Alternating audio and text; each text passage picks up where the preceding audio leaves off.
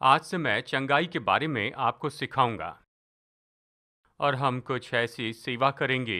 मैं विश्वास करता हूं कि बहुत से लोग वचन की शिक्षा पा रहे हैं और आप चंगाई प्राप्त करते जा रहे हैं और महान कामों को होते हुए देखा है। और मैं कहूं कि चंगाई तो सुसमाचार का महत्वपूर्ण ऐसा भाग है।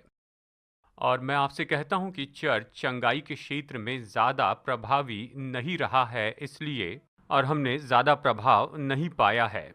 खैर हमारे पास ज़्यादा समय तो नहीं है, लेकिन अगर समय होता तो मैं आपको ऐसे बहुत से वचन दिखाता जहां यीशु ने चंगाई का उपयोग किया कि भीड़ को जमा कर सके। लोग उसके पास परमेश्वर की अद्भुत सामर्थ के कारण आते थे। जब वो अलौकिक पाने के लिए उसके पास आते तब वो उनकी सेवा करते और भीतरी मनुष्यत्व को छूते। लेकिन उनके दिल तक पहुंचने के लिए उनके शरीर में से होकर जाना पड़ा और इसके द्वारा बहुत से लोग प्रभु के पास में आए। और देखिए इसके लिए तो बहुत से उदाहरण, जब लोगों ने उसकी चमत्कारी सामर्थ को देखा तो वो उस पर विश्वास करते। और ये एक कारण है कि क्यों लोग प्रभु को सही तरह से उत्तर नहीं दे रहे हैं, क्योंकि चर्च ने पूरे रूप में परमेश्वर की अलौकिक सामर्थ को प्रकट नहीं किया है। और वो लोगों से यही कहते हैं कि परमेश्वर स्वर्ग के लिए है, यानी मरने के पहले उससे सही संबंध बना ले। सामान्य मनुष्य यही विश्वास करता है। सामान्य मनुष्य परमेश्वर के अस्तित्व पर संदेह नहीं करता है, लेकिन प्रतिदिन के जीवन में उसके सबूत को नहीं देख पाता है। वो बस विश्वास करते हैं कि परमेश्वर हैं और ये बस अपना काम करते रहते हैं, अपने तरीके से करते हैं और योजना बनाते हैं कि मरने के कुछ समय पहले परमेश्वर से अच्छा संबंध बना लेंगे। ये परमेश्वर को सही तरीके से दिखाया जाना नहीं है। वही आपके लिए सबसे उत्तम कर सकते हैं, आपके शरीर में, आपके धन में, आपकी भावनाओं में, आपके संबंधों में। जब हम पूरे रूप में दिखाते हैं कि यीशु मसीह ने हमारे लिए क्या किया है, तो मैं आपसे कहूं बहुत से लोग प्रभु के पास आएंगे। मुझे सही आंकड़ा तो पता नहीं, लेकिन ऐसे सैकड़ों हजारों लोग हैं जो मेरी सेवकाई में जो प्रभु के पास आए क्योंकि उन्होंने परमेश्वर की चंगाई की सामर्थ देखी। ये गवाहियां जो हम दिखाते हैं और भी दूसरी ऐसी बहुत सी गवाहियां हैं कि जब भी लोगों ने चंगाई पाई तो लोगों ने नया जन्म भी पाया। प्रतिदिन इन्हें देखकर वो प्रभु के पास में आते हैं और परमेश्वर की सामर्थ को जान लेते हैं। तो ये ऐसा क्षेत्र है जहाँ ये हमारे खुद के लिए चाहिए, ये अद्भुत है और साथ ही मसीह की देह को इसमें काम करना होगा। देखिए यीशु ने चमत्कार किए। देखिए इब्रानियों अध्याय 2 में ये कहता है, यीशु ऐसे मनुष्य थे जिसके लिए परमेश्वर चिन्ह और चमत्कारों के द्वारा उसकी गवाही देते थे। अगर यीशु को गवाही चाहिए थी तो आपको क्या लगता है आप कौन हैं कि आपको सहमति की जरूरत नहीं? आप कैसे सोचते हैं कि आपके शब्द यीशु के शब्दों से बेहतर होंगे?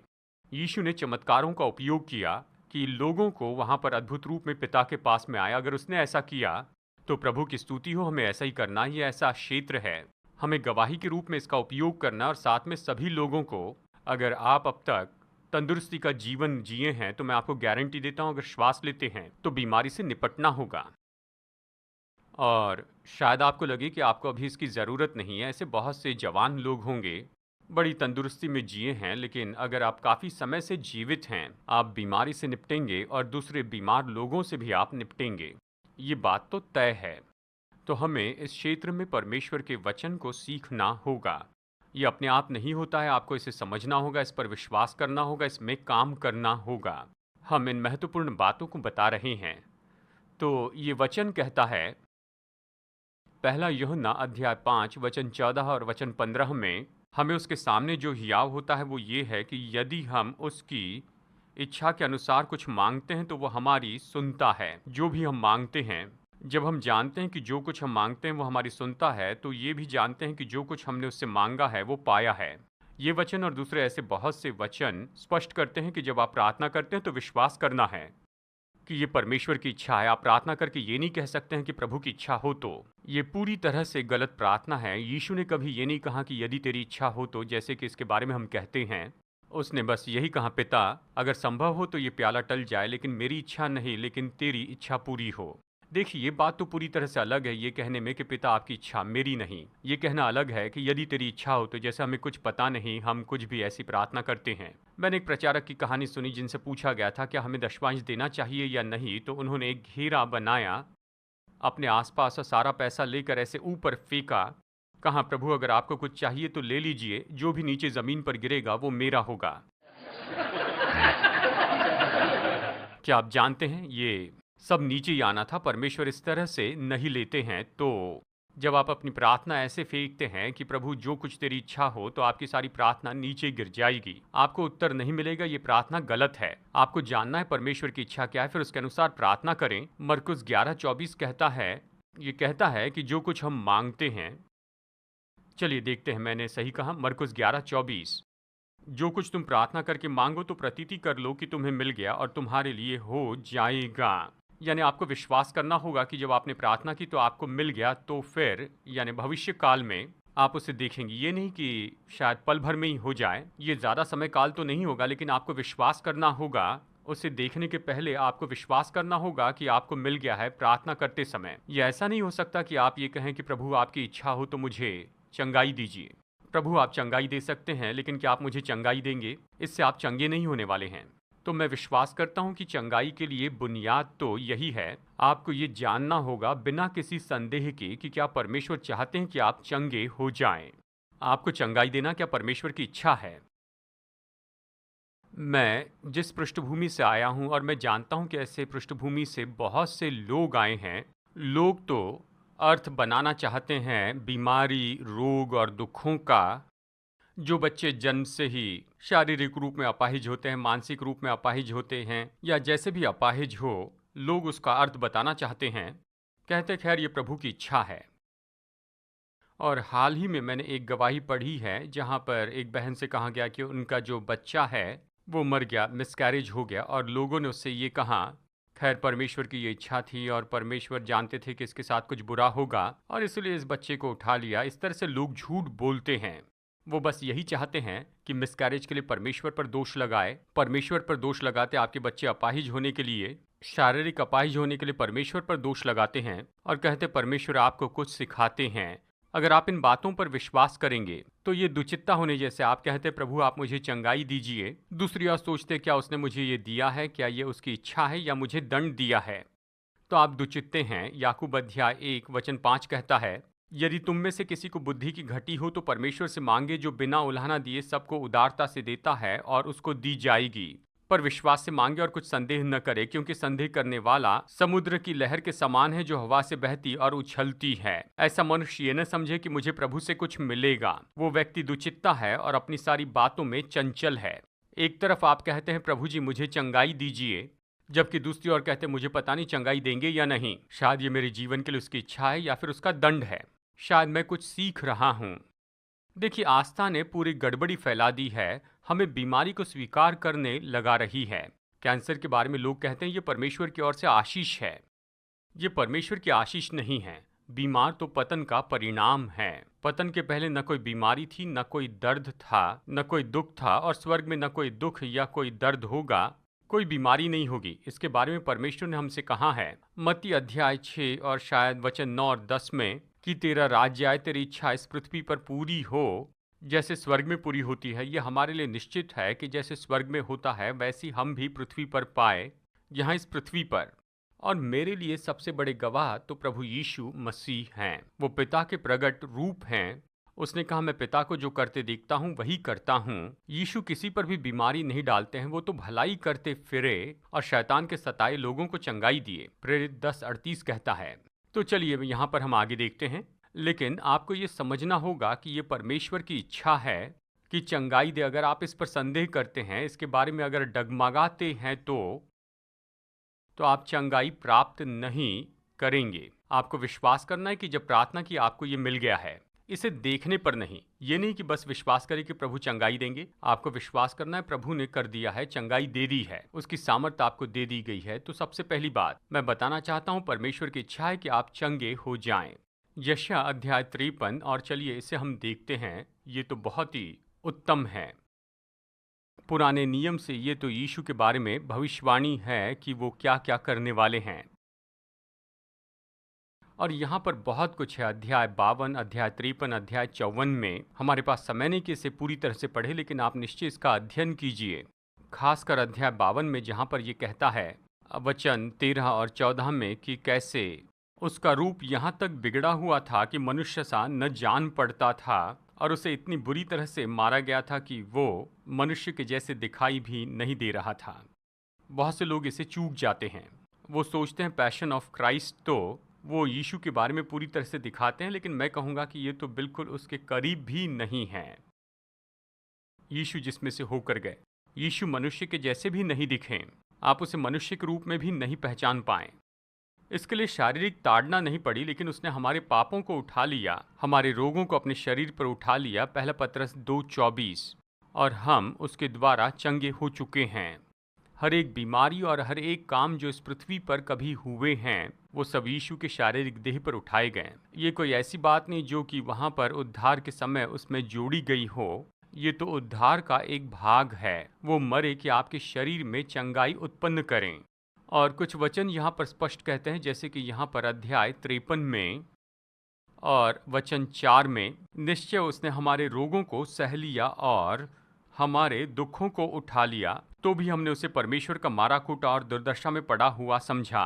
परमेश्वर ने उसे मारा कूटा। बहुत से लोग सोचते हैं यीशु ने ये हमारे लिए किया है। यीशु ने अपने पापों के लिए दुख नहीं उठाया, उसने हमारे लिए दुख उठाया। यीशु ने अपनी बीमारी के लिए दुख नहीं सहा, उसने हमारे लिए सहा। यीशु ने अगर उसे सह लिया तो आपको सहने की कोई ज़रूरत नहीं है। देखिए, यह अजीब होगा कि यीशु ने जब आपकी बीमारियों को उठा लिया, फिर भी आप बीमारियों में पड़े हैं। और मैं आपको बता नहीं सकता कि कितने तो भी लोग ये सोचते हैं कि उन्हें ऐसे बीमारियों को सहते चले जाना है, बस इसे लेना है और इसे सहना सीखना होगा। ये ज़िंदगी का भाग है। परमेश्वर के बाहर ये ज़िंदगी का भाग है, लेकिन यीशु ने आपके दुखों को उठा लिया है, आपके रोगों को उठाया। अगर आप बीमार हैं तो इससे परमेश्वर को आदर नहीं मिलता है।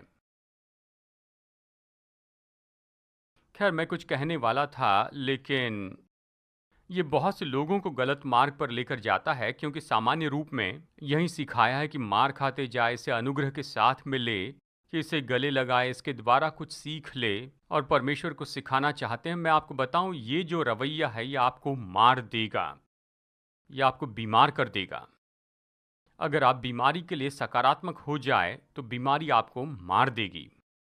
आपको एक रवैया रखना होगा।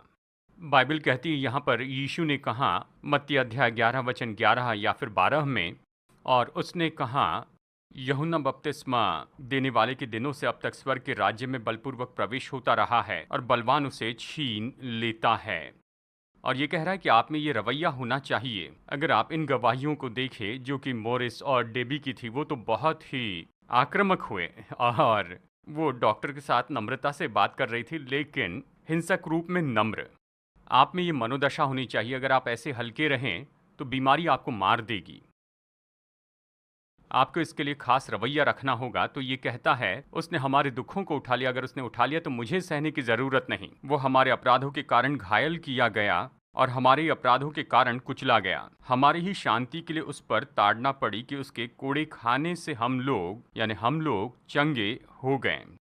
और लोग बैठकर इसे आत्मिक बना लेते हैं। बॉबी, जो हमारे एक इंस्ट्रक्टर हैं, वो इस वचन से बताते हैं ये केवल शारीरिक चंगाई के लिए ही नहीं, लेकिन भावनात्मक चंगाई के लिए भी है और आत्मिक बातों के लिए भी है। ये बात सच है। ये शारीरिक चंगाई में ही सीमित नहीं, लेकिन इसमें शारीरिक चंगाई जुड़ी है। जब मैं छोटा था, उन्होंने इसे लेकर इसे आत्मिक बना दिया और इसे चूक गए। और मुझे याद है, पवित्र आत्मा का बपतिस्मा पाने के बाद मैंने पढ़ा था प्रेतों के काम अध्याय 3, और मुझे याद है वहाँ पर चकित होकर बैठ गया था कि ये मनुष्य शारीरिक रूप में चंगा हो गया। मैंने कई बार ये कहानी सुनी थी कि हम सब लोग आत्मिक रूप में ऐसे ही अपाहिज हैं और हम माँ के गर्भ से ही ऐसे बैठे हुए भीख मांगते रहे हैं और भिखारी जैसे जीवन जी। हमेशा ये आत्मिक बनाया गया और उन्होंने बताया यीशु आए कि हमें भावनात्मक रूप में स्वतंत्र करे। ये बात सच है, लेकिन मुझे याद है पवित्र आत्मा पाने के बाद मुझ पर यह उदय हुआ कि वो शारीरिक रूप में चंगा हो गया। यीशु ने शरीर में उस व्यक्ति को चंगाई दी। और आस्था ने क्या किया, उसने इन वचनों को लेकर इसमें से शारीरिक चंगाई की सामर्थ्य निकाल दी और उन्होंने इन शरीर में चंगाई की बातों की जगह केवल आत्मिक रूप दे दिया। और इसमें शारीरिक चंगाई भी जुड़ी है और हम इसे साबित करेंगे। मत्ती अध्याय 8 से आइए इसे देखें। अगर आप अनुमति दे तो वचन अपना अर्थ खुद ही आपको बता देता है। मत्ती अध्याय 8 में यीशु ने बहुत से लोगों को चंगाई दी। उसने ज्वर को डांटा था, पतरस की सास का ज्वर हटाया। जो लोग सोचते हैं पतरस पहला पोप था, तो उसकी सास होना तो सच में बहुत ही मुश्किल था, लेकिन यीशु ने चंगाई दी पतरस की सास को और उसने ज्वर को डांटा। उसने केवल प्रार्थना करके उसे जाने के लिए नहीं कहा, लेकिन उसने उसे डांटा। ये दुष्ट आत्मा की ओर से था। यहाँ पर बहुत सी अच्छी बातें लिखी हैं। और जब ये सब कुछ हुआ तो ये कहता है, यहाँ पर वचन 16 में कहता है, मत्ती 8:16, जब संध्या हुई तो वे उसके पास बहुत से लोगों को लाए जिनमें दुष्ट आत्माएं थी, और उसने उन आत्माओं को अपने वचन से निकाल दिया और सब बीमारों को चंगा किया। केवल कुछ लोगों को नहीं, लेकिन सबको। मत्ती में ही 14 बार यीशु मसीह ने उपस्थित सभी लोगों को चंगाई दी, केवल कुछ को नहीं, सभी को। उनके अविश्वास के कारण उसने हर परिस्थिति में ऐसा नहीं किया, लेकिन कई बार उसने सभी बीमारों को चंगा किया। वचन 17 कि ये क्यों हुआ, ताकि जो वचन यशायाह भविष्यवक्ता के द्वारा कहा गया था वो पूरा हो। उसने आप ही हमारी दुर्बलताओं को ले लिया और हमारी बीमारियों को उठा लिया।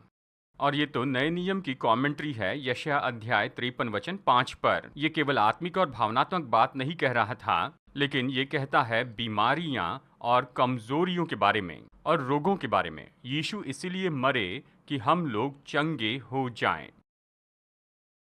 ये तो सामर्थी है। और यहाँ पर यह स्टेटमेंट है कि बहुत से लोग इस बात को स्वीकार नहीं करते, और यही कारण है कि वो बीमार रहते हैं। लेकिन यीशु ने आपको बीमारियों से छुड़ाया है, जैसे उसने आपको पाप से छुड़ाया है।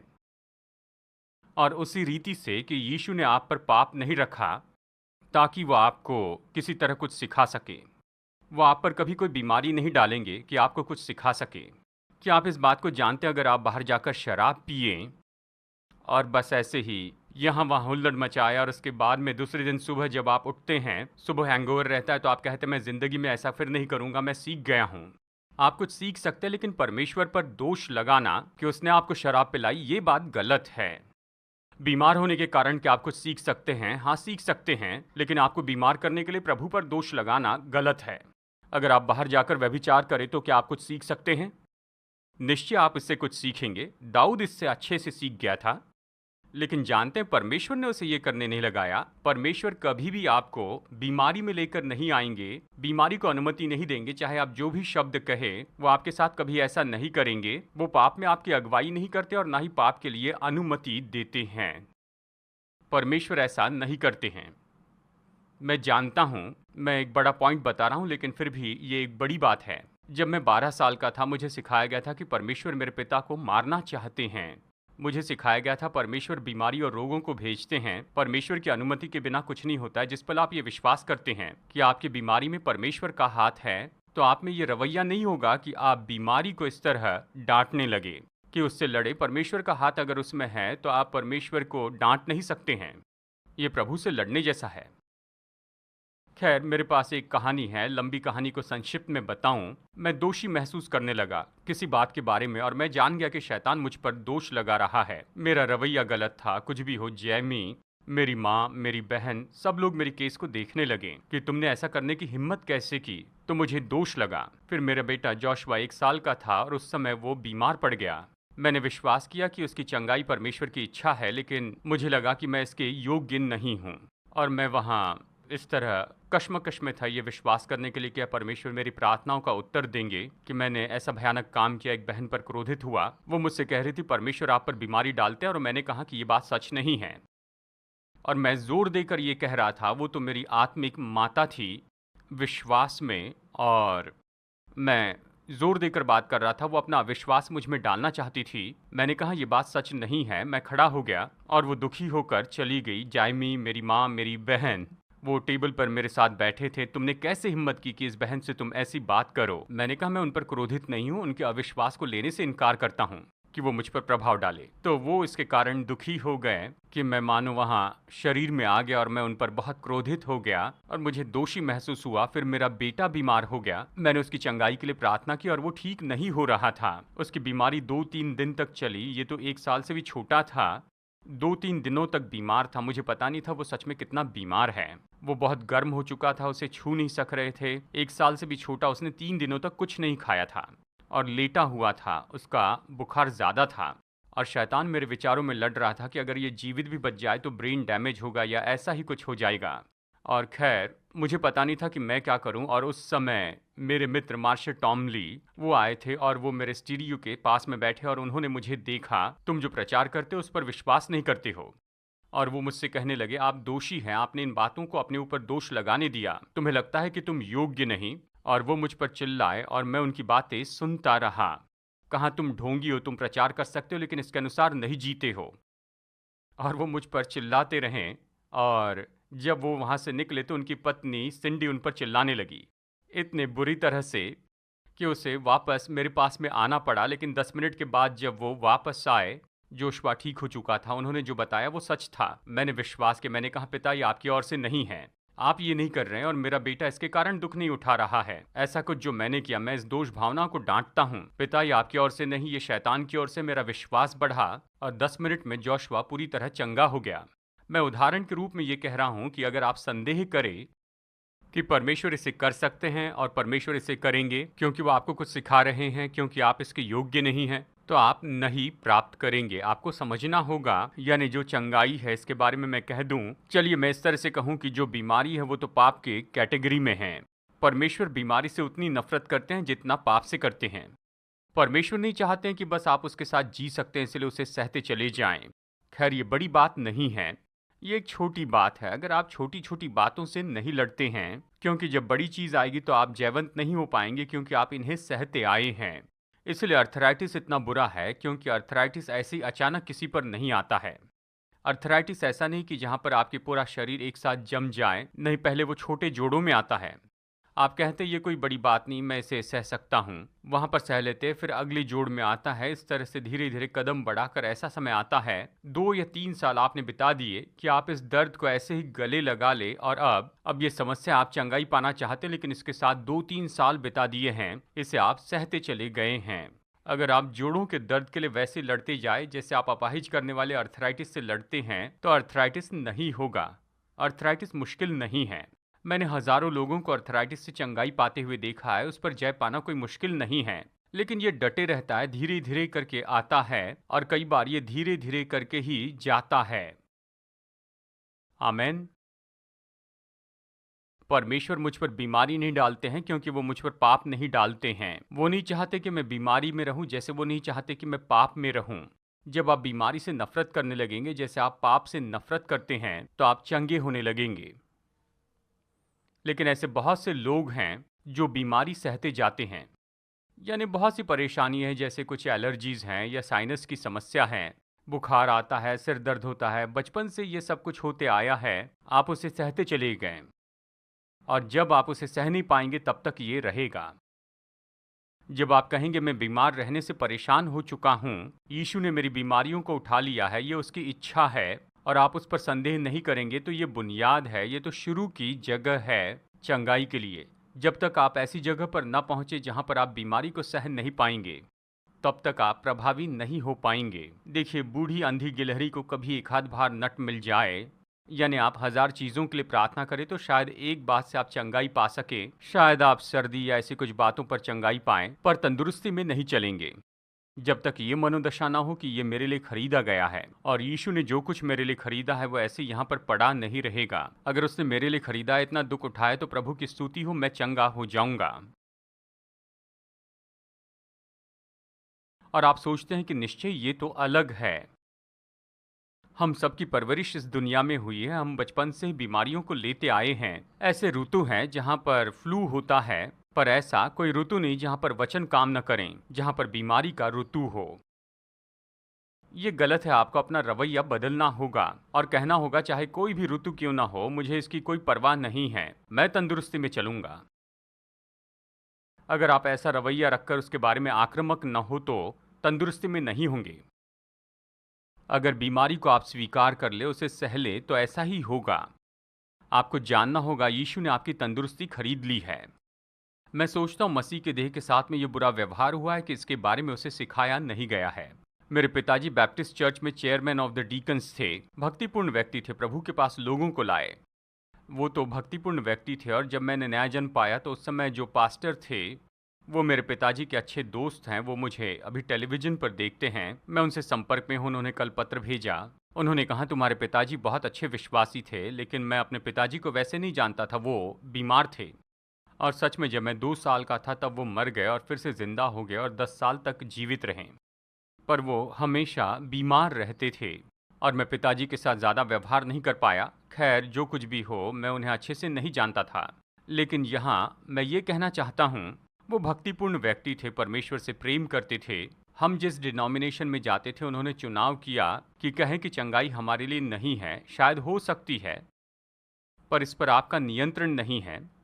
इसके लिए विश्वास नहीं कर सकते हैं, यह आपका अधिकार नहीं है। और इसके कारण मेरे पिताजी ने दुख उठाया, दुख उठाया। मुझे याद है वो एक विशेष डाइट पर थे, उन्हें वही खाना खाना पड़ता था और वो बस ऐसे पड़े रहते। ऑफिस में भी वैसे ही जाते थे, इंश्योरेंस ऑफिस में काम करते थे, रिक्लाइनर पर थे, हर दिन वो लेटा करते थे, यानी वो चल फिर भी नहीं सकते थे। उनकी आर्टरी ट्रांसप्लांट हुई थी, उनके दिल से उनके घुटनों तक। वो 50वें व्यक्ति थे जिस पर डॉक्टर चर्चा करते थे। उनको ऑपरेशन नहीं हुआ था, फिर भी वो जीवित थे। जब वो मर गए तब उन्हें हॉल में रखा, उन पर चादर ढाकी और उन्हें बाहर निकालने लगे तो उन्होंने चादर फेंक दी और कहा कि मैं जीवित हूँ, और इस तरह से सब हॉस्पिटल में थे। यानी वो तो जीवित थे लेकिन बड़ी कश्मकश में थे, और वो तो ऐसे जैसे तैसे जी रहे थे, कुछ भी नहीं कर पा रहे थे, क्योंकि उन्होंने ये उनके पेट की मसल्स को निकाला। पेट बाहर निकला तो गर्डर लगानी पड़ी।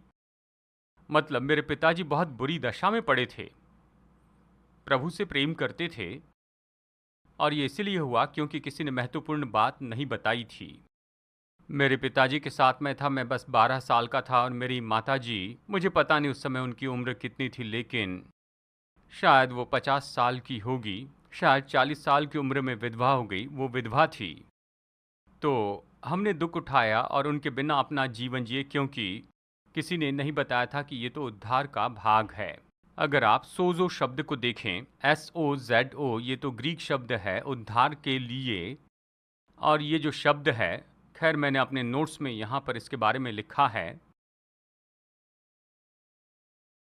इसका मतलब है उद्धार, जो पापों की क्षमा के बारे में कहता है। और मैं सोचता हूँ ये दुख की बात है कि धार्मिक लोगों ने इसे लिया और इन सब को बस केवल सोजो बना दिया, जिसके बारे में उद्धार कहता है, लेकिन ये चंगाई के बारे में भी कहता है। चलिए मरकुस अध्याय 5 से इन कुछ वचनों को देखते हैं, और वचन 23 से। यहाँ पर एक उदाहरण है जहाँ पर ग्रीक शब्द सोजो उपयोग किया गया। अध्याय 5 वचन 23 में कहता है, वो उसे लेकर आए। चलिए देखते हैं मरकुस अध्याय 5 वचन 23। और ये कहकर उससे बहुत विनती की, मेरी छोटी बेटी मरने पर है, कि तू आकर उस पर हाथ रख कि वो चंगी होकर जीवित रहे। और वो चंगी होकर जीवित रहे। यहाँ पर जो चंगाई शब्द है वो ग्रीक शब्द सोजो है। ये वही शब्द है जिसका अर्थ पापों की क्षमा भी कहा गया है। लूका अध्याय 8 वचन 36 में और भी कुछ वचनों को हम देखेंगे। मैं आपको ये बताना चाहता हूँ कि इस शब्द का अर्थ केवल पापों की क्षमा से बहुत बढ़कर है। लूका अध्याय 8 वचन 36 में, और देखने वालों ने उसको बताया कि वो दुष्ट आत्मा का सताया हुआ मनुष्य किस प्रकार अच्छा हुआ। यहाँ पर ये जो चंगाई शब्द है ये तो ग्रीक शब्द है सोजो। प्रेतों के काम 14 वचन 9 में।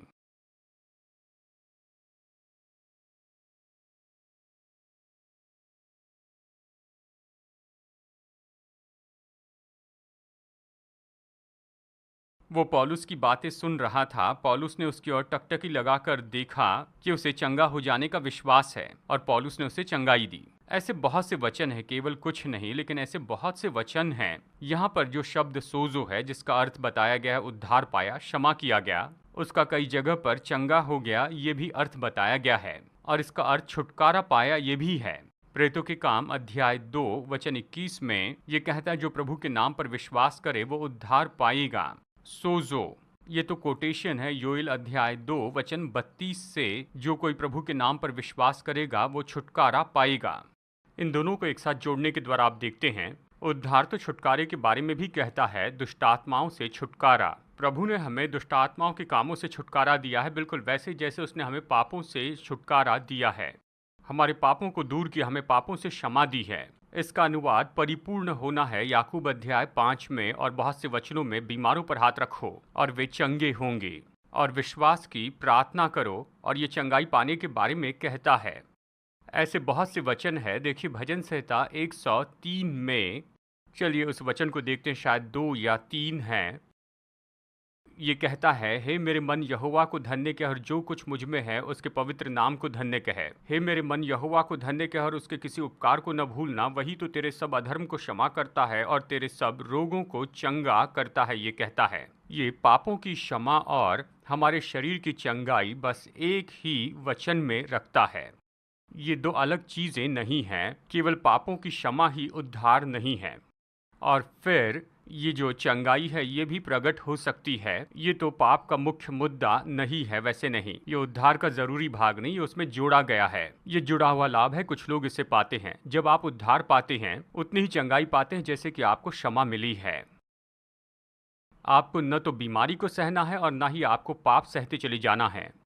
यह हमारे उद्धार का भीतरी बढ़ने वाला भाग है। पहला पत्रस 2:24 कहता है, वो आप ही हमारे पापों को अपनी देह पर लिए हुए क्रूस पर चढ़ गया, जिससे हम अपने पापों के लिए मरकर धार्मिकता के लिए जीवन बिताएं। उसी के मार खाने से तुम चंगे हुए। ये पापों की क्षमा और चंगाई को एक ही वचन में रखता है। फिर से, और ये तो वचन में बार बार किया गया है। ये तो एक भयानक काम है जो मसीह की देह ने किया है कि उसने कहा है कि पापों की क्षमा ही उद्धार है। और परमेश्वर आपको संपन्न कर सकते हैं, परमेश्वर आपको चंगाई दे सकते हैं, परमेश्वर छुटकारा दे सकते हैं, लेकिन ये उद्धार नहीं है। ये तो जोड़े हुए भाग हैं और निश्चय ही पापों की क्षमा के जैसे ये भी आपके उद्धार का भाग है। उसी तरह से जैसे आपको पाप को अपने जीवन पर अधिकार करने नहीं देना है, आपको पाप से नफरत करनी चाहिए, बीमारी से नफरत करनी चाहिए।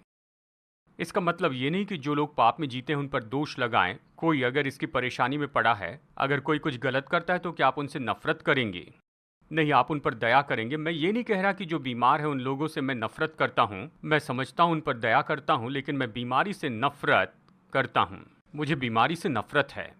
मैंने दूसरे लोगों से ज़्यादा बीमारी देखी है क्योंकि मैं ऐसे लोगों की सेवा करता हूँ। मैं हॉस्पिटल में गया हूँ, बहुत से लोगों को मरते हुए देखा है। मैंने देखा है बहुत से बीमारियों को, और मैं बीमारी से नफरत करता हूँ। मतलब जुकाम से भी मुझे उतनी नफरत है जितनी कैंसर से है। बीमारी से मैं नफरत करता हूँ। अगर आप बीमारी से नफरत नहीं करेंगे तो आप उसके साथ रहेंगे। आपको ऐसी जगह पहुंचना है जहां पर आप बिल्कुल बीमार नहीं रहेंगे, जैसे आप व्यभिचार नहीं करते हैं। मैं ऐसा नहीं करूंगा। आमेन। कोई कहेगा ये बड़ा अजीब है, इन दोनों के संबंध को कभी किसी ने जोड़ते हुए नहीं बताया, ये तो आपको बीमार कर देता है। मैं 44 साल में एक ही बार बीमार पड़ा, और वो भी मेरी मूर्खता के कारण। मैं खुद उस बीमारी में पड़ गया था। मैं बीमारी पर विश्वास नहीं करता। मैं बीमार नहीं होता, मैं बीमारी से लड़ता हूँ। यानी कई साल बीत चुके हैं जब मैं जुकाम से लड़ा था। मैं बीमार होने पर विश्वास नहीं करता। कोई कहेगा ये ऐसे काम नहीं करता, आप उस पर नियंत्रण नहीं कर सकते हैं, इसलिए बीमार पड़ते हैं, क्योंकि इस पर विश्वास नहीं। आपको बीमार होने की ज़रूरत नहीं है। यीशु ने आपकी बीमारियों को उठा लिया। और जानते हैं, ये तो मेरे लिए नंबर 1 कारण है। मैं विश्वास करता हूँ कि ये परमेश्वर की इच्छा है कि मैं चंगा रहूँ। यूहन्ना अध्याय 5, और चलिए इस वचन को देखते हैं। यूहन्ना अध्याय 5 और वचन 19 में, यूहन्ना 5:19 कहता है, इस पर यीशु ने उनसे कहा, मैं तुमसे सच सच कहता हूँ, पुत्र आपसे कुछ नहीं कर सकता, केवल वो जो पिता को करते देखता है। देखिए, यानी केवल वो जो पिता को करते देखता है, क्योंकि जिन जिन कामों को वो करता है उन्हें पुत्र भी उसी रीति से करता है। वचन 30 में देखते हैं। चलिए वचन 30 पढ़ते हैं।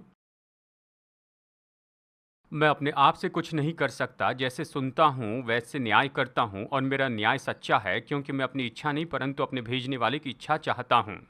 यीशु ने ये कई बार कहा है। यूहन्ना अध्याय 10 में उसने यही कहा। और फिर अगर आप इसे जोड़ते हैं इब्रानियों अध्याय 1 वचन 3 से, वो उसकी महिमा का प्रकाश और उसके तत्व की छाप है। उसका प्रगट रूप, यानी ग्रीक में इसका मतलब है बिल्कुल वैसे ही सिद्ध है, दर्शाया जाना। यीशु ने परमेश्वर को ऐसा अधूरा नहीं दर्शाया, वो 100% परमेश्वर को दर्शाते हैं। उसने कहा, मैं खुद कुछ नहीं करता हूँ, जो कुछ पिता को करते हुए देखता हूँ केवल वही करता हूँ। यानी यीशु परमेश्वर पिता को पूरी तरह से दर्शाते हैं। प्रेरितों के काम 10:38। परमेश्वर ने किस रीति से यीशु नासरी को पवित्र आत्मा और सामर्थ से अभिषेक किया कि वो भलाई करता और सबको जो शैतान के सताए हुए थे अच्छा करता फिरा, क्योंकि परमेश्वर उसके साथ था।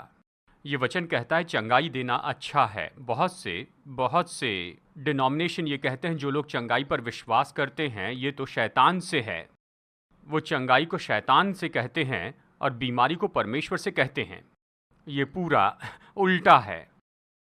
यानी देखिए, भ्रष्टता के बारे में कहते हैं, बाइबल यशायाह अध्याय 5 वचन 20 में कहती है कि अंतिम दिनों में बुरे को भला कहा जाएगा और भले को बुरा कहेंगे। आस्था यही कर रही है। तुम शैतान से हो अगर तुम जाकर ये कहोगे कि परमेश्वर चंगाई देते हैं। अगर कैंसर है तो परमेश्वर ने तुम्हें सिखाने के लिए इसे भेजा है। आस्था के पूरे सिस्टम ने सब कुछ उल्टा करके रख दिया है और लोग विश्वास करने लगे हैं परमेश्वर आप पर बीमारी डालते हैं और परमेश्वर चंगाई देते हैं। ये तो शैतान की ओर से है। ये बिल्कुल उल्टा है। यीशु परमेश्वर को सिद्धता से दर्शाते हैं और ये कहता है यीशु भलाई करते फिरे, बुराई नहीं। उसने भलाई की, सबको चंगाई दी, केवल कुछ को नहीं। शैतान के सताए लोगों को चंगाई दी, परमेश्वर के द्वारा सताए लोगों को नहीं। बीमारी शैतान से है। बहुत से लोग सोचते हैं ये स्वाभाविक है। नहीं, ये शैतान से है। ये पाप का परिणाम है। पाप के पहले कोई भी बीमारी नहीं थी। सारी बीमारियां दुष्टात्मा से नहीं हैं, लेकिन सारी बीमारी पाप का परिणाम है। अगर पाप नहीं होता तो भ्रष्टता नहीं होती, न कोई बैक्टीरिया और वायरस होते जो हमारे शरीर को इस तरह नुकसान पहुंचाते। ये सब तो बस पतन का परिणाम है। आपको बीमारी को सहने की कोई ज़रूरत नहीं है। ज़रूरी नहीं कि आप बुढ़ापे में कमज़ोर हो जाएंगे। मैं विश्वास करता हूं हम सबको मरना होगा, लेकिन बीमारी से मरने की ज़रूरत नहीं। लोग कहते हैं अगर तुम ये विश्वास करते हो तो तुम कैसे मरोगे, चले जाएंगे। यीशु ने अपना प्राण त्याग दिया। मतलब मैं क्यों 1000 साल तक रहना चाहूँगा इस पतन पाए संसार में, इस भ्रष्ट संसार में। मैं इस शरीर में हमेशा के लिए जीवित नहीं रहूँगा। हाँ, मैं हमेशा के लिए रहूँगा। और आप तो 120 साल तक जीवित रह सकते हैं। व्यवस्था विवरण 34 वचन 7 और 9 कहता है, शायद इसी के आसपास, मुझे पता नहीं व्यवस्था विवरण 34 है या फिर व्यवस्था विवरण 37 कहाँ पर है। अध्याय 34 वचन 7 कहता है, मूसा अपनी मृत्यु के समय 120 वर्ष का था, परंतु न तो उसकी आंखें धुंधली पड़ी न उसका पौरुष घटा। मूसा ने चश्मा नहीं पहना। अगर आप पहनते हैं तो मैं इसके विरुद्ध में हूँ। नहीं, अगर आप चाहे तो चश्मा पहन सकते हैं और उस खिड़की से ही आपको दुनिया देखनी है तो देख सकते हैं।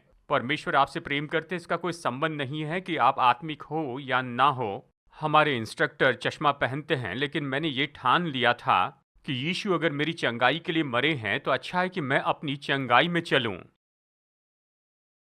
18 साल की उम्र में ड्राइविंग लाइसेंस लेने के लिए गया और उन्होंने मुझे बताया आपकी आंखें ठीक नहीं हैं, आप जाकर चश्मा ले लीजिए। मैं वापस गया और मेरे चर्च के लोगों को मेरे लिए प्रार्थना करने के लिए कहा और अगले दिन फिर से गया। मेरा जन्मदिन था और उस दिन मुझे ड्राइविंग लाइसेंस बनाना था। मैं उसी बहन के पास गया, उसी मशीन से मुझे जांचा गया और परीक्षा में मैं पास हुआ। उसने कहा, तुमने चश्मा क्यों नहीं पहना? मैंने तुमसे चश्मा पहनने के लिए कहा था। मैंने कहा रुकिए 1 मिनट। मैं अन्य भाषा में प्रार्थना करने लगा और बूम, सब कुछ ठीक दिखने लगा। और वो तो बहुत डर गई थी और उसने बस मेरा ड्राइविंग लाइसेंस दे दिया और मुझे जाने के लिए कहा। 18 साल की उम्र में मेरी आंखें ठीक नहीं थी, लेकिन मैंने परमेश्वर पर विश्वास किया और आप जानते हैं इस महीने मैं 63 साल का हो जाऊंगा। अच्छे से पढ़ सकता हूँ, अच्छे से देख सकता हूँ। प्रभु ने मुझे आशीष दी है। जो चश्मा पहनते हैं उन पर मैं दोष नहीं लगा रहा हूँ। इसका कोई संबंध नहीं कि आप अच्छे व्यक्ति हैं। देखिए, ये तो पाप भी नहीं। मैं कह रहा हूँ आपको ऐसे जीने की जरूरत नहीं है। मैंने निर्णय लिया अगर यीशु ने मेरे लिए चंगाई मोल ली है तो मैं चंगा ही रहूंगा। अगर आप इसे यहाँ पर सहते चले जाएंगे तो जब ये आपके दिल तक जाएगा तब आप क्या करेंगे? आप कब विश्वास करेंगे? क्या 20-30 साल के बाद में आप खड़े रहेंगे कि आप इसमें हिम्मत हार जाएंगे, बीमारी को स्वीकार करेंगे और बस बीमारी में चलते रहेंगे? और फिर ऐसा कुछ हो जाता है जो आपको मार सकता है और जिंदगी बिगाड़ना चाहता है, तब आप खड़े रहकर परमेश्वर पर विश्वास करेंगे। आपको शुरू में छोटी बातों के लिए विश्वास करना है। छोटी बातों पर विश्वास नहीं करेंगे तो बड़े के लिए नहीं कर पाएंगे। आमीन। यीशु इसके सिद्ध उदाहरण है और यीशु ने कभी किसी मनुष्य पर कोई बीमारी नहीं डाली है। अगर यीशु सच में परमेश्वर को सही रूप में दर्शाने वाले हैं और पिता को जो करते देखा वही किया है, और अगर ये डिनोमिनेशन सही है कि परमेश्वर ने आपको बीमारी दी है कि आपको कुछ सिखाए, तो यीशु ने पिता को सही रूप में नहीं दिखाया, क्योंकि उसने किसी को बीमार नहीं किया। उसने किसी से ये नहीं कहा ये तुम्हारा समय नहीं, तुम अपना पाठ अच्छे से नहीं सीखे हो। उसने भलाई की, शैतान के सताए हुए सब लोगों को चंगाई दी, और वो मेरे लिए सबसे बड़े आदर्श हैं। और ये मुझे दिखाता है कि परमेश्वर की इच्छा है कि सब लोग चंगाई पाए। देखिए, सभी लोग चंगे नहीं हुए थे। मरकुस 6 कहता है उनके अविश्वास के कारण वो कोई सामर्थ्य काम नहीं कर पाया। सब ने उसे अच्छा प्रत्युत्तर नहीं दिया, लेकिन हर व्यक्ति जो अनुमति दे, यीशु उन्हें चंगाई देते हैं। परमेश्वर की इच्छा है कि आपको चंगाई दे। परमेश्वर की इच्छा है कि आप पूरी तंदुरुस्ती में रहें। देखिए, अगर आप 70 या 80 के हो गए और आप जाने के लिए तैयार हैं तो आप चले जाइए, लेकिन आपको बीमारी में मरने की ज़रूरत नहीं, ऐसे झुककर मरना नहीं है। मूसा का पौरुषत्व नहीं घटा था। मूसा 120 साल का था और फिर भी मजबूत था। मैं नहीं मानता कि वो झुक गया होगा। हाँ, उसके बाल सफ़ेद हो गए होंगे। बाइबल कहती है सफ़ेद बाल तो महिमा का मुकुट है, यानी धार्मिकता के मार्ग से ऐसे हुए तो ठीक है, लेकिन दूसरा भी तरीका है, यानी बाल पक जाते लेकिन भक्तिपूर्ण जीवन नहीं जीते। आमेन। लेकिन खैर, मैं ये मानता हूँ कि वो पहले जैसे नहीं दिख रहा होगा जैसे वो 20 साल की उम्र में दिखता था, लेकिन वो जीवन में अच्छा था, बलवान था। ज़रूरी नहीं कि आप घटते चले जाए, झुक जाए और बूढ़े हो जाएं और इस तरह से मरे। अगर कुछ गलत है तो प्रभु क्रोधित है, नहीं, वो आपसे प्रेम रखते हैं। अगर आप जिंदगी भर रोते रहने में संतुष्ट है तो ठीक है। परमेश्वर आपसे प्रेम करते हैं, वो आपको आशीष देंगे, आप प्रभु के पास लोगों को ले आएंगे, अद्भुत चीज़ें हो सकती हैं। लेकिन हम क्यों इन सारी बातों को सहते चले जाते हैं? क्योंकि लोग डरते हैं कि ये सच में हो सकता है। अगर मैं इस पर लक्ष्य निर्धारित करूं, इस पर विश्वास करूं, तो मैं निराश हो जाऊंगा। और निराश होने के बजाय आप इसे स्वीकार कर लेते हैं और उसके साथ जीते हैं। अगर ये आपका रवैया है तो आप ऐसे ही रहेंगे। मैं कहूँ, चंगाई यहीं से शुरू होती है। आपको विश्वास करना है कि यीशु ने आपको बीमारी से उतना ही छुटकारा दिया है जैसे उसने आपको पापों से छुटकारा दिया है। और जैसे मैं व्यभिचार नहीं करूँगा वैसे ही मैं बीमार नहीं पड़ूंगा। न मैं चोरी करूँगा, न झूठ बोलूँगा, वैसे मैं बीमार नहीं पड़ूंगा। मैं बीमार नहीं रहूँगा। मैं बीमारी पर विश्वास नहीं करता। मैं मिशन ट्रिप्स पर था जॉली के साथ, और हम जब यात्रा कर रहे थे तो उन्होंने पूछा, आप पिछली बार कब बीमार पड़े थे? मैंने कहा, मैं बीमार नहीं होता हूँ। तो फिर वो मुझसे सवाल पूछने लगे। मैंने कहा, मैं बीमारी पर विश्वास नहीं करता हूँ। वो चकित हो गए, कहने लगे, आप बीमारी पर विश्वास नहीं करते हैं? मैंने कहा, मैं बीमार नहीं पड़ता। अगर मेरे शरीर में कुछ गलत हो रहा है तो मैं उससे निपट लेता हूँ। और वो चकित हो गए। बहुत से लोग बीमारी को सहते जाते हैं। मैं आपको हाथ उठाने के लिए नहीं कह रहा हूं, लेकिन ऐसे बहुत से लोग हैं जो पेन किलर दवाइयों को लेते हैं, उसी पर जीते हैं। दवाइयां लेते हैं ताकि आप उठ सके, काम कर सकें। मैं शर्त लगाता हूं कि अगर आप उन सारी दवाइयों को यहां पर लाकर रखेंगे तो फिर आप चकित हो जाएंगे। मैंने 44 साल में केवल 2 दर्द निवारक दवाइयां ली, क्योंकि मेरा दांत निकाला गया था और दर्द हो रहा था। मैं दर्द से परेशान होकर उन दवाइयों को लिया। 44 सालों में मैंने केवल 2 दर्द निवारक दवाइयां ली हैं। न विटामिन सप्लीमेंट लेता हूँ, ना ही कुछ लेता हूँ।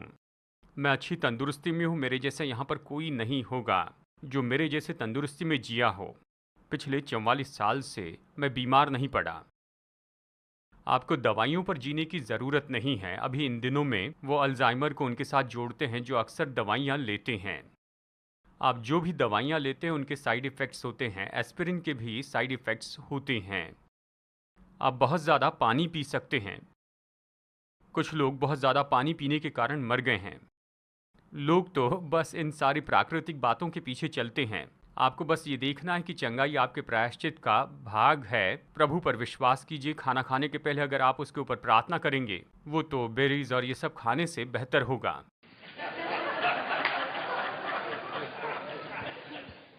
वो भोजन नहीं, वो बहुत ज़्यादा खाना है। प्रभु की स्तुति हो।